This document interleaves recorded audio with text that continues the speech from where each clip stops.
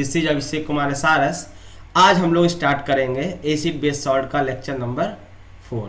ठीक है, तो देखो लास्ट लेक्चर में हमने क्या क्या डिस्कस कर लिया था। हमने basically types of acids discuss कर लिए थे, सारी कैटेगरी सारे बेसिस के according to concentration, according to H+ ion, ठीक है, अकॉर्डिंग टू देयर ओरिजिन, ये सब डिस्कस कर लिए थे। तो आज हम लोग स्टार्ट करेंगे प्रॉपर्टीज ऑफ एसिड्स। एसिड्स की क्या क्या प्रॉपर्टीज होती हैं ये देखते हैं। तो सबसे पहले देखते हैं फिजिकल प्रॉपर्टीज, उनकी फिजिकल प्रॉपर्टीज क्या क्या होती हैं। तो फिजिकल प्रॉपर्टीज में आता पहले टेस्ट पता ही है खट्टे होते हैं, ठीक है। Acid sorry, acids have sour taste. Mineral acids like H2SO4 and HNO3 are highly corrosive. बता चुके हैं कि मिनरल एसिड्स जो होते हैं वो आपके बहुत करोसिव नेचर के होते हैं, ठीक है। And hence they should not tested, और इनको हम लोग टेस्ट करने का कोशिश नहीं करना चाहिए और ना छूने का कोशिश करना चाहिए। क्यों नहीं करना चाहिए? क्योंकि ये बहुत हार्मफुल होते हैं, जला देते हैं, ठीक है, डेंजरस होते हैं, इसीलिए इनको नहीं छूना चाहिए। तो वही लिखा है, acids have short taste. Mineral acids like H2SO4 and HNO3 are highly corrosive in nature and hence they should not be tasted और touched as they may cause harm. ठीक है, तो ये आसान सा है, इसमें कोई बहुत बड़ा दिमाग लगाने वाला नहीं है। दूसरा है physical state.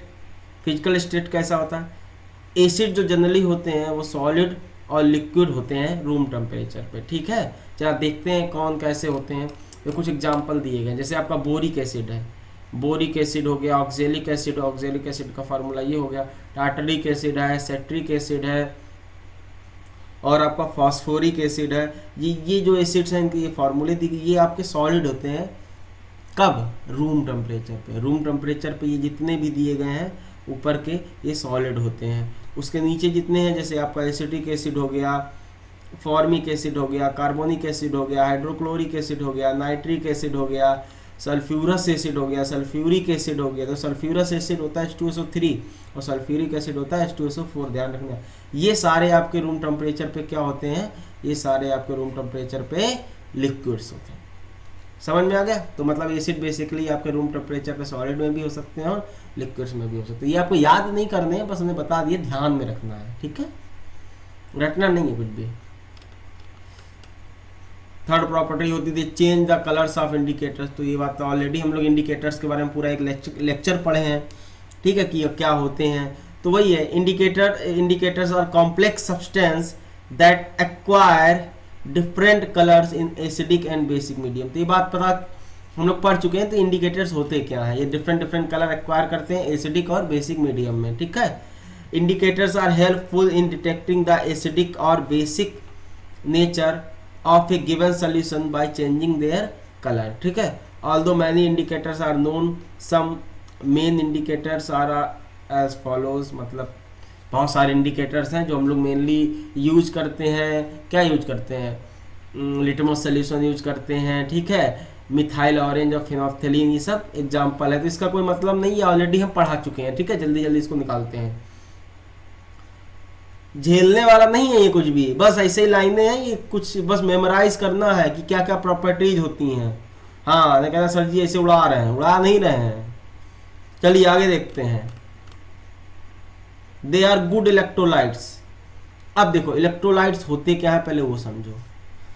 Electrolytes are the substance that conduct electricity. Electrolyte वो सब्सटेंस होते हैं जो इलेक्ट्रिसिटी कंडक्ट करते हैं, वो समझे। इलेक्ट्रोलाइट्स मतलब वो सब्सटेंस जो इलेक्ट्रिसिटी कंडक्ट करते हैं इन मोल्टेन और एक्वस स्टेट। मोल्टेन मतलब लिक्विड स्टेट में, या एक्वस मतलब पानी में। बात समझे कि नहीं? वो इलेक्ट्रोलाइट्स मतलब जो सब्सटेंस लिक्विड या पानी में इलेक्ट्रिसिटी कंडक्ट करते हैं, किसकी वजह से? Due to presence of ions, उनको बोलते हैं इलेक्ट्रोलाइट। नहीं समझे? जैसे हम बात समझा रहे हैं, समझाने की कोशिश करेंगे। जैसे NaCl है, NaCl आपका वही सॉलिड, ये तो इलेक्ट्रोलाइट नहीं है, लेकिन जैसे ही पानी में इसको डाल देते हैं तो NaCl आपका ब्रेक हो जाता है किसमें? Na+ aqueous and Cl minus aqueous. तो अब NaCl का एक्वस सोल्यूशन आपका इलेक्ट्रोलाइट है। क्यों? जैसे ही पानी में जाएगा Na प्लस Cl माइनस में टूट जाएगा और ये आयंस क्या करेंगे, इलेक्ट्रिसिटी फ्लो करेंगे, मतलब इन आयंस की वजह से इलेक्ट्रिसिटी फ्लो होगी, ये कैरियर बनेंगे। तो वही लिखा है, electrolytes are the substance that conduct electricity in molten और aqueous state due to presence of free ions. देखो मोल्टेन का मतलब समझो, जैसे ये NaCl का एक्वस सोल्यूशन है, अगर किसी तरह NaCl को हम लोग प्योर NaCl को बिना पानी में डाले पिघला दें, लिक्विड NaCl, तो उसको बोलेंगे मोल्टेन NaCl। ठीक है, बस समझे। तो जो आपके एसिड्स होते हैं वो अच्छे इलेक्ट्रोलाइट होते हैं। क्यों? क्योंकि उनको जब पानी में हम डिजॉल्व करते हैं तो वो डिसोसिएट होते हैं, टूटते हैं आयंस में, और वो आयंस इलेक्ट्रिसिटी फ्लो करते हैं। समझ में आया क्या नहीं? तो वही लिखा है कि all acids when dissolved in water dissociate to form ions therefore conduct electricity। समझ गए? कुछ झेले नहीं हो गया आई थिंक। ओके, देखो लास्ट प्रॉपर्टी है acids are corrosive in nature, ये भी बता चुके हैं सब। देखो बस लिखवा, यहाँ पे लिखा है ऑलरेडी, सब बात कर चुके हैं। तो ये करोसिव नेचर के होते हैं, जो मिनरल एसिड होते हैं ज़्यादा करोसिव नेचर के होते हैं। मिनरल मतलब जो स्ट्रॉन्ग एसिड और इनऑर्गेनिक एसिड्स होते हैं। तो वही लिखा है, द मिनरल एसिड्स और strong acid cause severe Burns on the skin and attack and eat up materials like cloth, would, metal structure etc। तो जो आपके स्ट्रॉन्ग एसिड्स होते हैं, मिनरल एसिड्स होते हैं, ये बहुत ज़्यादा करोसिव नेचर के होते हैं। ठीक है, स्किन को जला के किनारे कर देते हैं, एकदम ख़त्म कर देते हैं। कपड़ा, लकड़ी, मेटल, इन सब मतलब इन सब की सरफेस को ख़राब कर देते हैं। ठीक है, जैसे कंसनट्रेटेड H2SO4 अगर हमारी स्किन पे पड़ जाए, fall accidentally on the skin और cloth, it causes severe burns and it cuts holes in the cloth. मतलब वही सामने देखो इंग्लिश में लिखा है, समझाने की वही कोशिश कर रहा है कि जो स्ट्रॉन्ग एसिड्स होते हैं बहुत भयानक हार्मफुल होते हैं, बहुत ज़्यादा करोसिव नेचर के होते हैं। कहीं भी पड़ जाए, कपड़े में पड़ जाए, लत्ते में पड़ जाए, लकड़ियाँ में पड़ जाए, मेटल में पड़ जाए, चेहरे पे पड़ जाए, स्किन पड़ जाए, सबको जला के किनारे कर देता है, जला देता है, बहुत ज़्यादा हार्मफुल होता है। ठीक है, अब इसमें इतना ज़्यादा घुसने का जरूरत नहीं है, आप लोग सब समझ गए होंगे। ठीक है, चलो आगे देखते हैं। तो अब देखेंगे हम लोग क्या, अब देखेंगे basically chemical properties of acid. ये इंपॉर्टेंट है। ठीक है, बहुत ध्यान से समझना, एक एक चीज समझते चलना, एक एक रिएक्शन का क्या ट्रिक है, कैसे कैसे याद करना, सब ध्यान रखना। ठीक है, तो पहली रिएक्शन देखेंगे, reaction with active metals.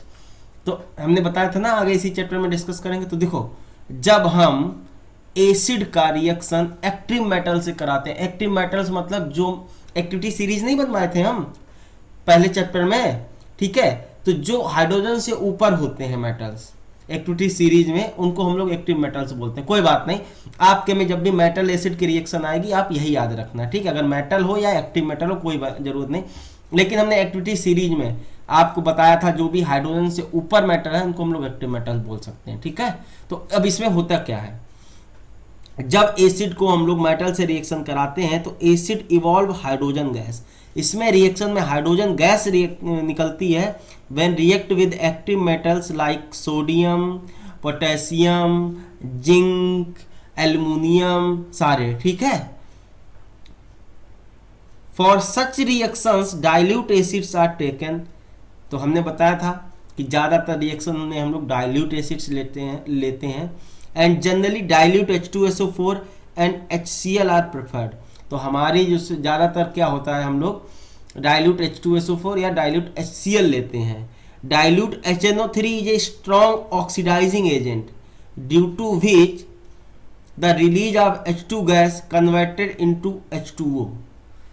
Therefore very dilute HNO3 is used। अब देखो ये बात समझो, हम लोग जनरली मेटल की रिएक्शन एसिड के साथ, एसिड की मेटल के रिएक्शन साथ कराने के लिए जो हम लोग एसिड लेते हैं वो हम लोग कौन सा लेते हैं, वो हम लोग जनरली लेते हैं डाइल्यूट H2SO4 और HCl। HNO3 हम लोग इसलिए नहीं लेते हैं कि HNO3 बहुत ज़्यादा स्ट्रॉन्ग ऑक्सीडाइजिंग एजेंट होता है, तो उसमें जो H2 गैस बनती उसमें है भैया, लेकिन उसमें जो H2 गैस बनती है वो फर्दर ऑक्सीडाइज होके पानी में कन्वर्ट हो जाती है, किसमें, H2O में कन्वर्ट हो जाती है। इसीलिए जब भी हम लोग HNO3 लेते हैं तो बहुत ज़्यादा डाइल्यूट लेते हैं, मतलब there for very dilute HNO3, मतलब 1% HNO3, जैसे मान लो 99% वाटर होगा तो 1% HNO3 होगा, इतना ज़्यादा डाइल्यूट लेते हैं। समझ में आया कि नहीं? जनरली हम लोग क्या करते हैं, H2SO4 या HCl ही यूज करते हैं। अगर HNO3 आ जाएगा तो उसको हम बहुत ज़्यादा डाइल्यूट लेते हैं। उसका रीजन देखो, स्कूल सिलेबस में तो ये नहीं आएगा कि HNO3 क्यों नहीं लेते हैं, या HNO3 बहुत ज़्यादा डाइल्यूट क्यों लेते हैं, या HNO3 की प्रेजेंस में H2 गैस क्यों नहीं निकलती, H2O क्यों निकलता है। तो बता देना, HNO3 एक ऑक्सीडाइजिंग एजेंट भी होता है, इसलिए वो H2 को फर्दर ऑक्सीडाइज कर देता है, किसमें, पानी में। ठीक है, स्कूल के सिलेबस में इसका कोई लेना देना नहीं है इस HNO3 का। ठीक है, अब ये बात आप याद रखिएगा, बहुत ज़्यादा इंपॉर्टेंट है। क्या क्या है ये है एसिड, जब मेटल से रिएक्ट कराता है तो उसका सॉल्ट बनाता है, हाइड्रोजन गैस निकालता है। ये ध्यान रखना, बस इतना आप ध्यान रखना कि जब भी बोर्ड के पर्पज से कि एसिड का मेटल के साथ रिएक्शन में सॉल्ट और हाइड्रोजन गैस बनती है, ये बस यही एक इंपॉर्टेंट चीज़ है जो आप ध्यान रखना। जैसे एग्जांपल देख लो, ठीक है, एग्जांपल में आप देख लो, मैग्नीशियम का जब HCl के साथ रिएक्शन कराया तो मैग्नीशियम का सॉल्ट बना, कौन सा, मैग्नीशियम क्लोराइड MgCl2, और हाइड्रोजन गैस निकली, हाइड्रोजन गैस निकलती है। समझ गए कि नहीं? तो ये जो ये क्या लिखा, here the magnesium metal is dissolve in the form of aqueous magnesium chloride. तो मैग्नीशियम मेटल क्या हुआ, एक्वस जो मैग्नीशियम क्लोराइड है उसमें है, तो उसी में वो डिजॉल्व हो जाता है। ठीक है ना? तो जो मैग्नीशियम मेटल है यहाँ पे कंबाइन मैग्नीशियम क्लोराइड के फॉर्म में प्रेजेंट है इस एक्वस सोल्यूशन में, मतलब पानी के सोल्यूशन में। ऐसे आयरन का जब H2SO4 डाइल्यूट लेते हैं तो क्या बनता है, उसका सॉल्ट बनता है FeSO4 plus hydrogen gas. Similarly zinc का जब HCl, मतलब ये भी आपका एसिड है, इसकी रिएक्शन कराते हैं तो जिंक क्लोराइड और H2 बनता है। ठीक है, और बहुत सारी रिएक्शन है, आप मैग्नीशियम को H2SO4 के साथ ले सकते हैं। ठीक है, मान लो मैग्नीशियम हमने लिया, मैग्नीशियम सॉलिड, हमने सल्फ्यूरिक एसिड के साथ रिएक्शन करा दिया, H2SO4। ठीक है, एक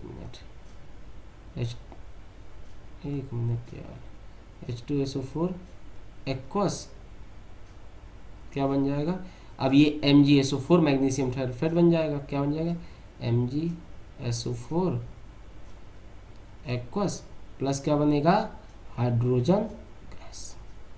क्या बनेगी, हाइड्रोजन गैस। बैलेंस कर दो, ऑलरेडी बैलेंस है, कोई दिक्कत नहीं है। ठीक है, तो ये आ गई। और ठीक है, और लिख सकते हैं, एल्युमिनियम की रिएक्शन करवा सकते हैं। ठीक है, एल्युमिनियम की आप रिएक्शन करा दोगे इसके साथ, एल्युमिनियम मेटल ले लिया, इसकी भी हम लोग रिएक्शन करवा दे रहे हैं, किसके साथ करा दें, H2SO4 के साथ करा दो इसकी भी। तो क्या बनेगा, एल्युमिनियम सल्फेट का फार्मूला क्रिस क्रॉस रूल से करना, तो क्या आएगा, Al2SO4 का whole thrice aqueous plus hydrogen gas. ठीक है, बैलेंस कराओ एल्युमिनियम का H2SO4 का, तो एल्युमिनियम 2 है, H2SO4 सल्फेट 3 है, तो आप इसको क्या हो जाएगा, ये आ जाएगा आपका 2, ये आ जाएगा आपका 3, हाइड्रोजन कितना हो गया 6H2, मतलब 3 ये आ गया।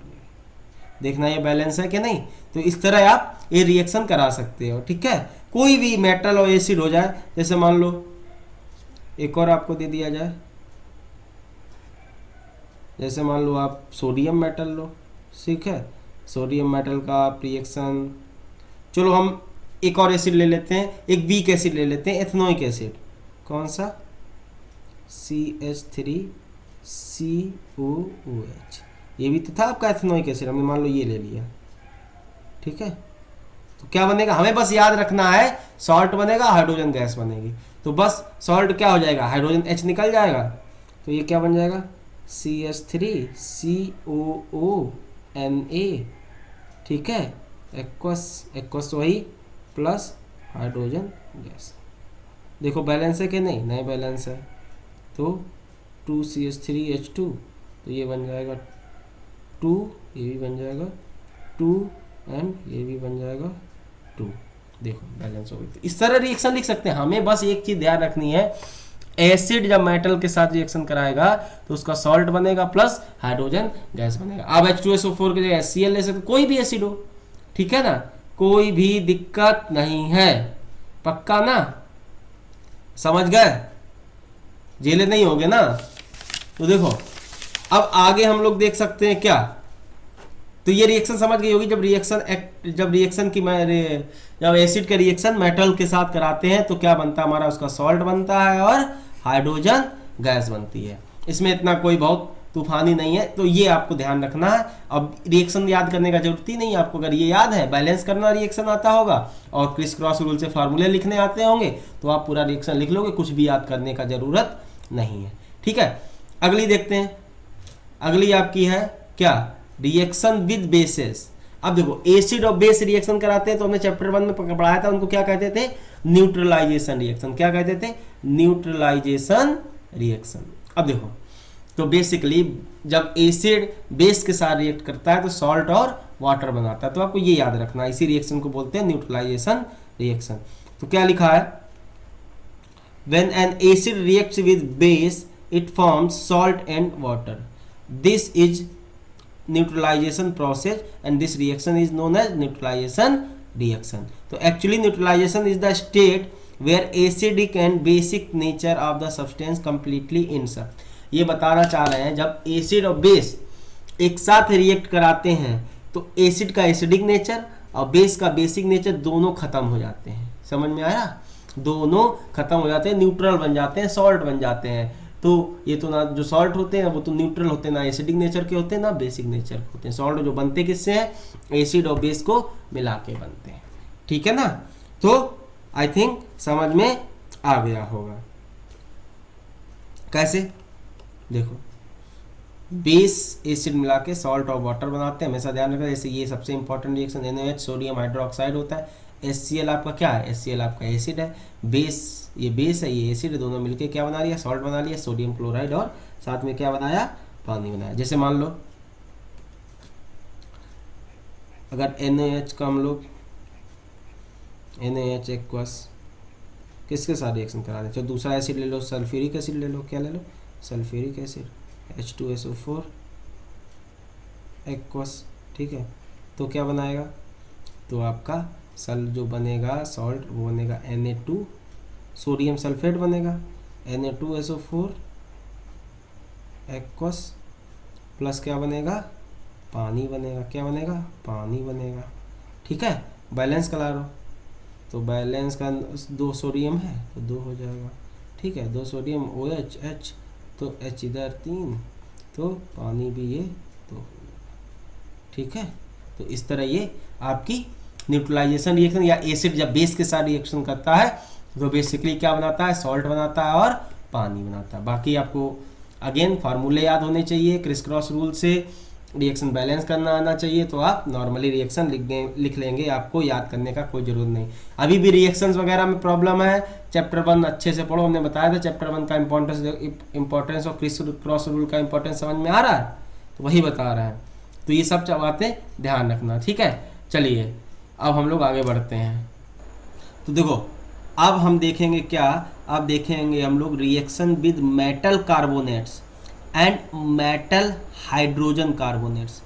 मेटल कार्बोनेट, मेटल के जो कार्बोनेट है, और मेटल हाइड्रोजन कार्बोनेट। ठीक है, इनको हम लोग बाई कार्बोनेट्स भी बोलते हैं, हाइड्रोजन कार्बोनेट्स को हम लोग बाई कार्बोनेट भी बोलते हैं। तो आपने कार्बोनेट का फार्मूला पढ़ा होगा CO3, और बाई कार्बोनेट का होता है HCO3। ठीक है ना, अभी आगे हम इसमें डिटेल में बात करेंगे, पहले हम देख लेते हैं ये होते, मतलब ये रिएक्शन जब एसिड जब मेटल कार्बोनेट और बाई कार्बोनेट का रिएक्शन करते हैं तो होता क्या है। Acids on reaction with metal carbonates और bicarbonates give salt of respective metal CO2 and water. जब आपके मेटल कार्बोनेट्स या बाई कार्बोनेट्स एसिड के साथ रिएक्ट कराते हैं तो आपको सॉल्ट देते हैं, कार्बन डाइऑक्साइड गैस देते हैं, और क्या देते हैं, पानी देते हैं। क्या देते हैं, पानी देते हैं। जरा बात समझिएगा, देखो कुछ एग्जांपल फिर और डिटेल में बात करते हैं। जैसे आपका AHBr है, ये क्या है, एसिड है, कौन सा एसिड है, हाइड्रोब्रोमिक एसिड है। क्या नाम है इसका, हाइड्रोब्रोमिक एसिड है। जब इसका सोडियम कार्बोनेट Na2CO3, ये क्या है, कार्बोनेट है किसका, सोडियम का, मेटल कार्बोनेट, और ये सोडियम का कार्बोनेट है, तो क्या बनाएगा, सॉल्ट बनाएगा। तो क्या बनाएगा, NaBr प्लस पानी बनाएगा प्लस कार्बन डाइऑक्साइड गैस बनाएगा। अब इसको हम लोग बैलेंस कर देंगे, ठीक है। ऐसे ही हाइड्रोब्रोमिक एसिड को हमने बाइकार्बोनेट से मिलाया, बाइकार्बोनेट मतलब HCO3, बाइकार्बोनेट मतलब HCO3, तो वही होगा, ये कौन सा कार्बोनेट है, सोडियम बाइकार्बोनेट या फिर सोडियम हाइड्रोजन कार्बोनेट। बाइकार्बोनेट भी इसको बोलते हैं और सोडियम हाइड्रोजन कार्बोनेट भी बोलते हैं, तो इसको हम और सोडियम बाइकार्बोनेट, कोई टेंशन नहीं है, ठीक है, सोडियम बाइकार्बोनेट। अब ये क्या बनाएगा, ये भी सॉल्ट बनाएगा प्लस वाटर बनाएगा और कार्बन डाइऑक्साइड गैस बनाएगा, और इसको हम लोग बैलेंस कर लेंगे, ठीक है। बहुत सी रिएक्शन है, जैसे देखो और हम बता दे रहे हैं, ये मान लो फर्स्ट है, ये मान लो सेकंड है, और रिएक्शन बता दे रहे हैं, मान लो थर्ड वन रिएक्शन आप लिख सकते हो किससे, आप लिख सकते हो आपका कैल्शियम कार्बोनेट CaCO3, ठीक है, पहले चैप्टर में पढ़े हुए। कैल्शियम कार्बोनेट को क्या बोलते हैं हम लोग, लाइम स्टोन, अगर ध्यान होगा तो इसको हम लोग लाइम स्टोन भी बोलते हैं। कैल्शियम कार्बोनेट, लाइम स्टोन का जब रिएक्शन किसके साथ, सॉलिड, ठीक है, इसका अगर हम लोग एसिड के साथ रिएक्शन कराए तो मान लो कौन सी एसिड है, HCl एसिड ले लिया हमने, ठीक है, डाइल्यूट HCl एसिड ले लिया, और इसका रिएक्शन कराएंगे तो क्या बनेगा, सॉल्ट बनेगा। सॉल्ट कौन सा होगा, ये कैल्शियम क्लोराइड CaCl2, ठीक है, कौन सा सॉल्ट होगा, कैल्शियम क्लोराइड, प्लस कौन सी गैस निकलेगी, CO2 गैस निकलेगी। अब हमें कोई टेंशन ही नहीं है, salt plus CO2 gas plus क्या, वाटर, यही ना बनता है। बैलेंस करा दो, बैलेंस करा दो, 2Cl तो 2HCl हो जाएगा, ठीक है, H2 2 है, तो आई थिंक अभी बैलेंस है, ठीक है। ऐसे हो गई रिएक्शन। और रिएक्शन देखो आप इसकी H2SO4 के साथ करा सकते हो, H2SO4 के साथ इसी की करवा दो, किसकी, लाइम स्टोन की। तो अगर हम लोग लाइम स्टोन की H2SO4 के साथ कराते हैं तो क्या मिलेगा, CaCO3 calcium carbonate solid, plus हमने किसके साथ रिएक्शन कराई, H2SO4 एक्वस, तो हमारा कौन सा सॉल्ट बनेगा, कैल्शियम सल्फेट। कौन सा सॉल्ट बनेगा, कैल्शियम सल्फेट। कैल्शियम सल्फेट का फार्मूला CaSO4 एक्वस, और क्या बनता है, CO2 गैस बनती है और पानी बनता है। और हमें कोई टेंशन ही नहीं, हमें याद है कि जब मेटल कार्बोनेट आपका एसिड से रिएक्शन कराता है तो उसका सॉल्ट बनता है और C2 गैस बनती है और पानी बनता है, क्या बनता है, पानी बनता है। बस रिएक्शन बैलेंस करवा डालो, रिएक्शन बैलेंस कराओ, एक कैल्शियम एक कैल्शियम, एक सल्फेट, ठीक है, कार्बोनेट, ठीक है, बैलेंस है, ठीक है, ऑलरेडी पहले से ही बैलेंस है, इसको हमें बैलेंस करने का कोई ज़रूरत नहीं है। सिमिलरली आप बाइकार्बोनेट और देख सकते हैं, बाइकार्बोनेट में आप ये वाला, ये NaCl3 है 5, चलो बाइकार्बोनेट आप ले लो, आप सोडियम बाइकार्बोनेट का NaHCO3, इसका रिएक्शन बाइकार्बोनेट आपने ले लिया, प्लस एसिड कौन सा ले लिया आपने H2SO4 ले लिया, कौन सा, अगेन H2SO4 ले लिया, ठीक है। अभी क्या बनेगा, अगेन हमारा सॉल्ट बनेगा, कौन सा सॉल्ट, Na2SO4, कौन सा सॉल्ट बनेगा, Na2SO4, प्लस क्या बनती है इसमें, कार्बन डाइऑक्साइड गैस, और क्या बनता है हमारा, पानी बनता है, क्या बनता है, पानी बनता है। समझ में आ रहा है कि नहीं, बैलेंस कराओ इसको बैलेंस कराओगे तो 2 यहाँ लग जाएगा, ठीक है, एंड 2CO2 हो जाएगा, देख लीजिएगा बैलेंस करा के, एंड आई थिंक 2H2 हो जाएगा। तो ये रिएक्शन, अब पता सोडियम बाइकार्बोनेट का आपका कॉमन नेम क्या है, सोडियम बाइकार्बोनेट को हम लोग इसको सोडियम बाइकार्बोनेट या सोडियम हाइड्रोजन कार्बोनेट का कॉमन नेम होता है बेकिंग सोडा। कौन सा सोडा, बेकिंग सोडा, कौन सा सोडा, बेकिंग वाला सोडा। ध्यान होगा किचन में होता है सबके बेकिंग सोडा। अब बेकिंग सोडा का हम लोग कहाँ यूज करते हैं, बेकिंग सोडा का हम लोग बताओ कहाँ यूज़ करते हैं, बेकिंग सोडा का हम लोग एज ए एंटासिड यूज करते हैं। जब एसिडिटी ज़्यादा हो जाती है, ठीक है, तो हम लोग बेकिंग सोडा खाते हैं ताकि एसिडिटी कम करे। ये क्या करता होगा बेकिंग सोडा, जो हमारे बॉडी में HCl प्रोड्यूस होता है, ठीक है, क्या प्रोड्यूस होता है, HCl जब ज़्यादा हो जाता है तो बेकिंग सोडा खा लेते हैं। ये बेकिंग सोडा क्या करता है, उस HCl को न्यूट्रलाइज करके सॉल्ट बनाता है और वाटर बनाता है, CO2 गैस बनाता है, वो CO2 गैस बाहर आ जाती है। समझ में आ रहा कि नहीं?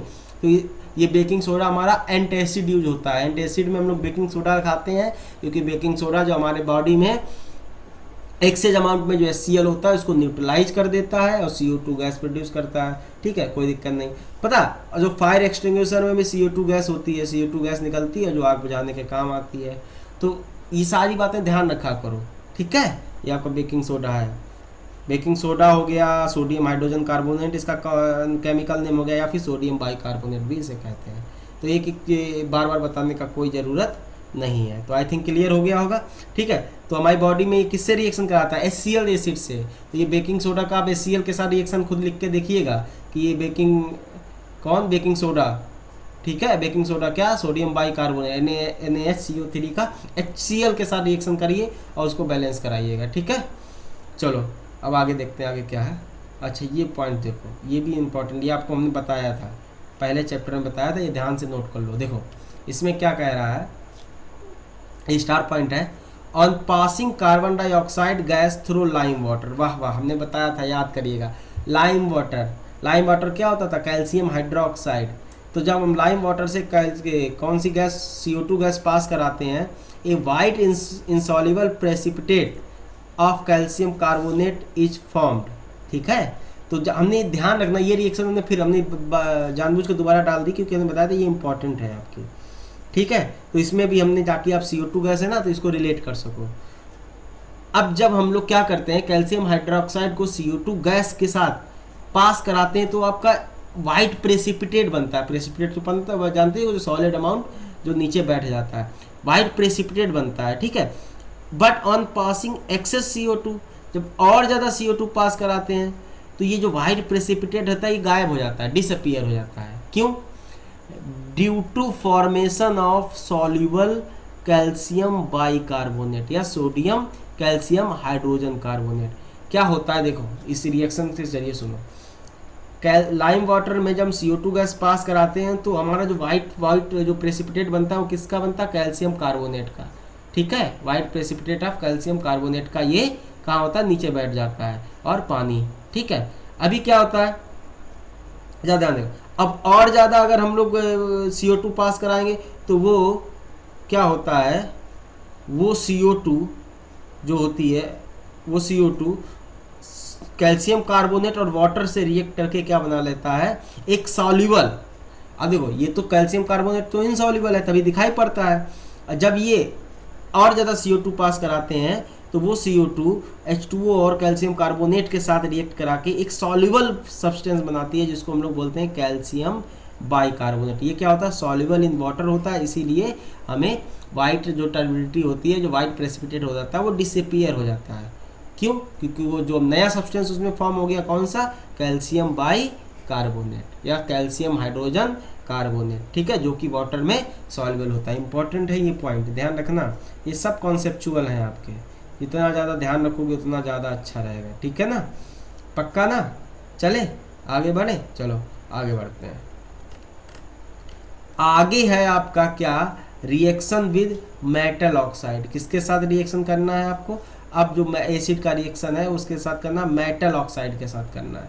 ठीक है, मेटल के जो ऑक्साइड होते हैं जैसे calcium oxide, copper oxide, magnesium oxide, उनकी एसिड के साथ जरा रिएक्शन करके देखते हैं तो क्या होता है।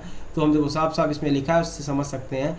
When acid reacts with metallic oxide it forms salt and water. तो सीधे सॉल्ट बनता है और पानी बनता है।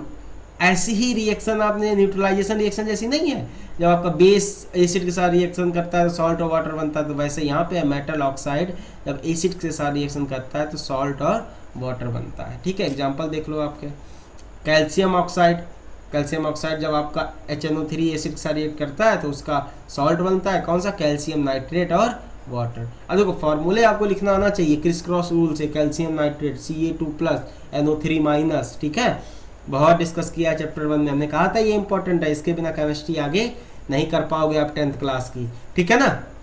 सिमिलरली कॉपर 2 ऑक्साइड CuO, ठीक है, जब इसका एसिड के साथ रिएक्शन कराते हैं H2SO4 के साथ तो आपका बनता है कॉपर सल्फेट और वाटर। सिमिलरली आपका ये कौन सा ऑक्साइड है, ये भी आपका कॉपर ऑक्साइड है, ठीक है। अब इसकी जब हम लोग रिएक्शन कराए किसके साथ, HCl के साथ, तब आपका क्या बना, कॉपर का क्लोराइड बना, वाटर बना। ध्यान रखना कॉपर ऑक्साइड का कलर आपका ब्लैक कलर का होता है, ठीक है, कॉपर सेकेंड ऑक्साइड का, ठीक, ओके। तो वही बता रहा है, in above reaction copper chloride formed in bluish green in colour. तो ये जो कॉपर क्लोराइड का जो कलर होता है वो ब्लूइश ग्रीन होता है, ठीक है।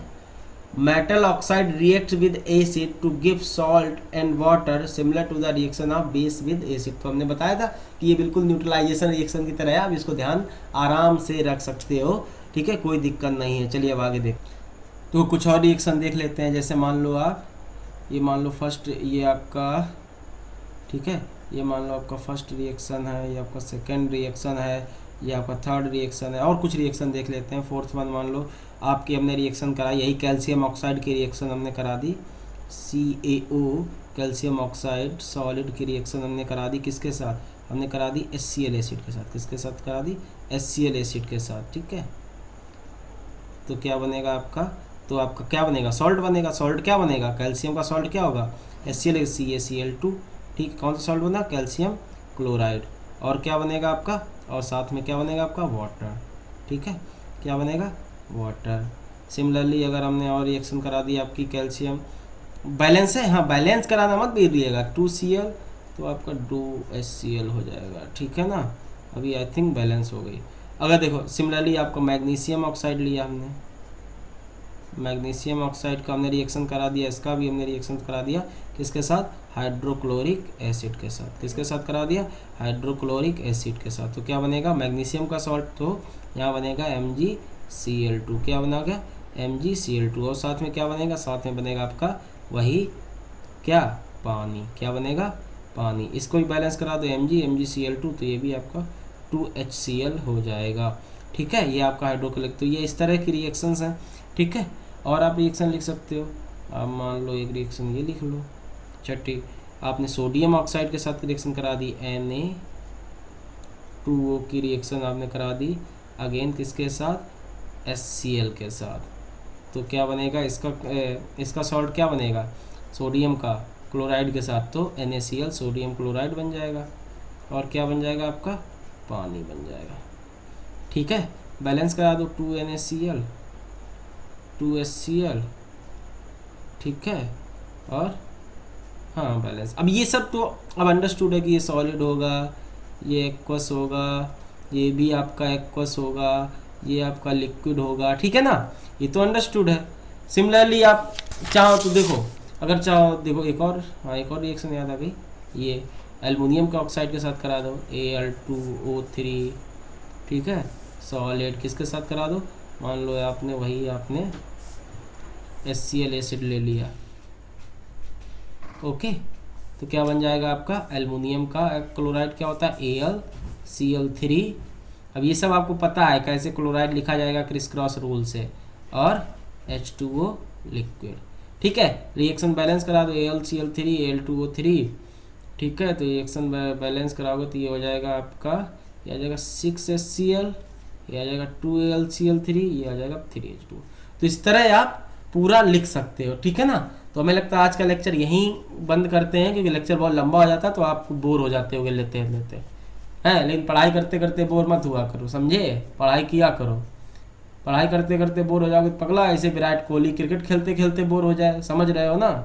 तुम्हारा काम है पढ़ाई करना, तो पढ़ाई करते हुए बोर नहीं हुआ जाता है, आराम से पढ़ाई करो, बिना झेले हुए, ओके। तो आज का लेक्चर यहीं ख़त्म करते हैं। नेक्स्ट लेक्चर में हम फर्दर रिएक्शंस की बात करेंगे। तो ये लेक्चर आज का इम्पॉर्टेंट है, एक एक चीज़ ध्यान से समझ लीजिएगा। अगर कोई गैप वगैरह कोई दिक्कत वगैरह हो तो फीडबैक आप कमेंट बॉक्स में दे सकते हैं, ओके। चलिए, थैंक यू क्लास।